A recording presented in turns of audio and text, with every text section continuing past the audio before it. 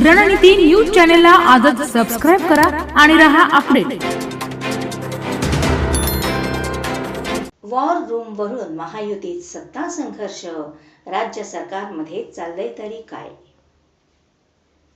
महायुती सरकारमधील मित्रपक्षांमधील धुसफूस वाढू लागली आहे। सत्ता स्थापना, खाते वाटप, पालकमंत्रीपद यानंतर आता वॉर रूम विरुद्ध समन्वय केंद्र असं शहाचं राजकारण पाहायला मिळत आहे। राज्यातील सगळ्या प्रकल्पांवर नजर ठेवण्यासाठी मुख्यमंत्री देवेंद्र फडणवीस यांनी मंत्रालयात वॉर रूम सुरू केली। ही रूम सुरू करून बरेच दिवस लोटले, त्यानंतर आता उपमुख्यमंत्री एकनाथ शिंदे समन्वय केंद्र सुरू करत आहेत। गेल्या काही दिवसांपासून शिंदे मुख्यमंत्र्यांनी बोलावलेल्या बैठकांना सातत्याने गैरहजर राहत आले। त्यानंतर आता त्यांनी स्वतःचं समन्वय केंद्र सुरू केलं आहे। त्या माध्यमातून शिंदे त्यांच्याकडे आणि शिवसेनाच्या मंत्र्यांकडे असलेल्या विभागांच्या प्रकल्पाचा आढावा घेतील। मुख्यमंत्री फडणवीस मंत्रालयातील वॉर रूम मधून राज्यभरात सुरू असलेल्या पायाभूत प्रकल्पांच्या प्रगतीचा आढावा घेतात।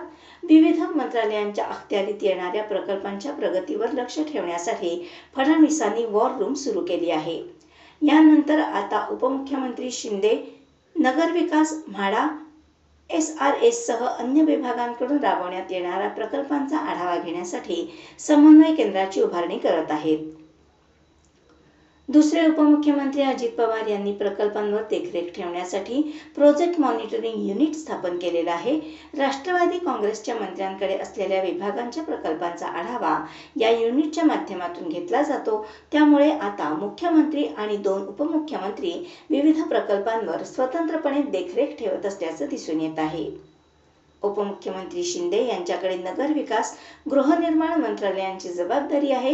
या विभागाकडून राज्यभरात मोठ्या प्रमाणात पायाभूत प्रकल्पांची कामं सुरू आहेत। पुनर्विकास, मेट्रो ही कामं पालिकांकडून सुरू आहेत। शिंदेंकडून सुरू करण्यात येणाऱ्या केंद्रांकडून विविध विभागांमध्ये समन्वय राखण्याचं काम करण्यात येईल।